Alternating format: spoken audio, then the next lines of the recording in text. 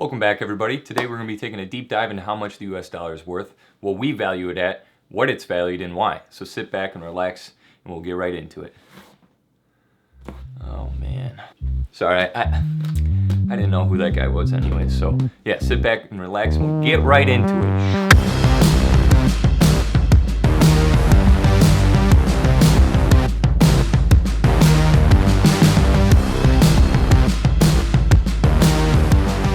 How's it going, everyone? I am Sean Lucas, and today we're going to be taking a deep dive into the US dollar's worth and value.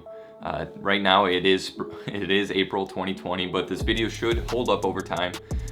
If you are new here, please consider subscribing, as each subscriber helps out small creators like myself tremendously. If you do like what you see or learn here today, don't forget to leave a thumbs up, and if you have any questions or comments, make sure to leave those in the comment section below and I'll be sure to get to them. Alright, so as you can see, you can probably tell I'm in a new location, and I finally got all my stuff back from school, so let me take you guys around for a little bit. Alright, here we go. B-roll segment starting now.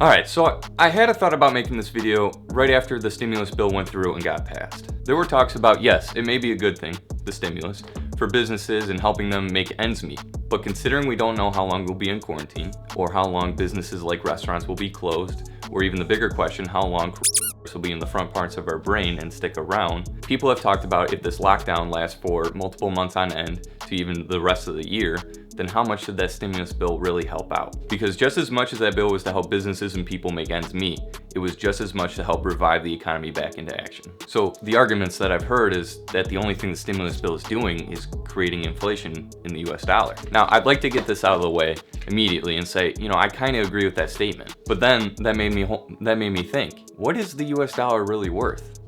I wanted to go out and ask people their thoughts on the whole situation, but considering we're on lockdown and pretty much everybody is in self-quarantine, I took my questions to Snapchat. I asked as many people as I could these two questions. 1, how much is the US dollar worth? And 2, why? Here are my results.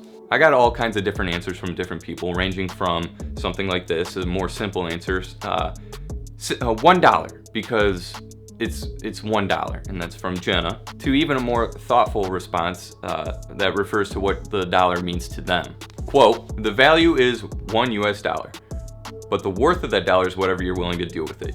You could buy a candy bar, a pack of gum, gamble it at a casino, or even invest it. Money has different worth to everyone, and that's from my buddy Alex. All the way to the other end of the spectrum, to a very literal and analytical answer, and it goes like this. Quote, 1, it's hardly worth anything as the US keeps devaluing it by the day. 2, however, it is sentimental to me as I consider it the greatest invention of all time. Money is what fuels almost all decisions in life and keeps society in order. And that comes from Mr. Patch. By the way, I knew I'd get an answer like that from Mr. Patch because he is very educated in the economics and financial world. So kudos to him. Moving on. But this may be my personal favorite. Quote, to me, it's not worth a lot. There aren't many things you can buy with $1. However, if you can save $1, $1 at a time, end up with a good amount of money after a long period of time. And if you're like Sean, that's me, you can invest $1 and turn it into a lot more. And that comes from Paige, but maybe I'm just a little biased. Overall, I'm pretty happy with the responses I got back because I left the answer open to interpretation. I did that by wording my questions, what is it worth, instead of what is its value. The whole point of the Snapchat questionnaire interview was to bring up the fact that the dollar, the US dollar, is worth differently for different people. And we're going to look further into that in the next segment. In short, yes, the US dollar is worth less than it used to be, especially with the stimulus bill going through. But what makes the US dollar worth anything at all? See, we're going to go through a little history lesson right now. People used to have to barter with one another to get the things that they want done. But after realizing it's hard to find someone who wants exactly what you're willing to offer for the job or service that you want done, people realized they needed something that was more universal. For example, in a small town, it would be hard to find someone who was willing to take your 3 chickens to put together and tailor your next suit. So people moved to gold. It was rare but not too rare, which made it desirable and actually worth something to people. And more people were willing to take your gold in exchange for a good or service. And in my eyes, that's better than getting 3 chickens. But this led to the next big issue. People didn't want to be carrying around all the gold they have everywhere they went to pay for things. So this led to the next system, the gold standard. The gold standard was a system put in place so somebody could carry around a paper currency that was in place for the gold, as it was there for convenience. And when you took that paper currency, the dollar, to a bank, in return you would receive the equivalent of that dollar in gold. This was awesome because it meant that your dollar was actually backed by something. It was the gold. Whereas today's system, it's really not backed by anything at all. The system did experience some inflation, but not much, or not nearly as bad as the current fiat currency inflation. But we will get into that later in the video. The gold standard, or just gold in general, experienced right around 5% inflation at peak times. As President Herbert Hoover said in 1933, quote, "We have gold because we cannot trust governments," end quote. Later in 1933, the US began to cut ties with the gold standard, as it was said that it literally held the government back from overspending. Or in other words, keeping us in check and accountable for our actions, as gold only grows at a very slow rate. Later down the road in 1971, the US officially cut ties with the gold standard completely, and thus fiat money started in 1971 by the hands of President Richard Nixon. Ah yes, fiat money. You might be wondering, Sean, if the US cut ties with the gold standard in 1971, then how do we know what our money's worth or valued at all?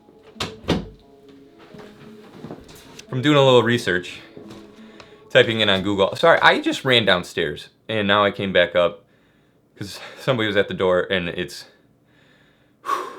From the awesome site Investopedia.com, which I highly recommend you check out, states that, quote, "The value of the fiat money is derived from the relationship between the supply and demand of the stability of the issuing government, the US, rather than the worth of the commodity backing it, as is the case for commodity money," end quote. Rolls right off the tongue. So basically, a US dollar bill, or $2, or $5, or 10, or 20, and so on and so forth, is a note from the government that is a legal tender for all debts, public and private. I mean, it literally says that right on the bill. But when we try to answer the question, what makes the US dollar worth anything at all, we have to cut to the fact that people are willing to trade it for goods and services. So one might say the value of the US dollar is backed by the trust that we, the people, give into it. To furthermore my point here, I know I could go to a restaurant when things get a little less crazy to get some food and a drink in exchange for cash for their service. And the restaurant will gladly take the cash, not only because they're hurting for cash right now and they're trying to escape their inevitable doom, but because we have a similar opinion on what each bill is valued at compared to the service that I am purchasing. That's why I wanted to ask the people around me, my friends and family, what they thought it was worth in the first place. Because we, the people, and the government, really determine what it should be valued at. I mean, there's a lot more that goes into it, but that's what we're gonna get into right now. But some pros for fiat currency, because there is some pros. One being that, and I'm gonna read this right off the thing right here. One being that in times of economic crisis, such as the 2008-2009 financial crisis and the pandemic of 2020, that's what I'm gonna call it right now, the legal tender we are using today can be produced in large quantities, which can help solve short-term problems like we are having today with the stimulus bill, helping people make ends meet. And the fact is, if we were still using the gold standard today, the stimulus bill that just happened wouldn't or couldn't have happened at all. For that, fiat money gets 1 thumbs up. One thumb. However, when you solve short-term problems, in my experience, there's always long-term problems waiting around the corner. And that, my friends, is inflation. With the stimulus bill, inflation is bound to increase, and it already has happened, okay? Remember when I was talking about the gold standard and the inflation, and at peak times it was only 5%? Well, hold on to your seats. The average increase in inflation per year since 2010 for the US dollar is somewhere around 2% per year. And, this is where I started writing down and saying, this might be a good time to bring up cryptocurrency in general, which wouldn't be a horrible hedge just in case or when this all goes downhill. But that will require another video as well. People get scared of inflation. It's valid, because there are countries where inflation has gone up so much they have legal tender bills, printed bills that are worth $500,000 that are just like a normal $1 for like you or I. The currency I'm talking about is coming from the Vietnamese dong, D-O-N-G? The Vietnamese dong, okay? Which you would need 23,194 Vietnamese dong, VND, to just get $1 US. However, I think we got a long time before that actually happens, but it is something you should keep in mind. In the meantime, we have some time to prepare ourselves. Make sure to do your own research, to make your money work for you, have multiple sources of income, and work on yourself. If you'd like a free stock, don't forget to sign up with my Robinhood referral link that is in the description below. If you sign up with M1 Finance, you will get $10 just for signing up, and this will be helping me out free of charge. So I thank you for that. Just in case you wanted more information on this topic, I created a playlist that has a bunch of videos on this topic, and it will help expand on some tidbits that may have fell through the cracks on this video.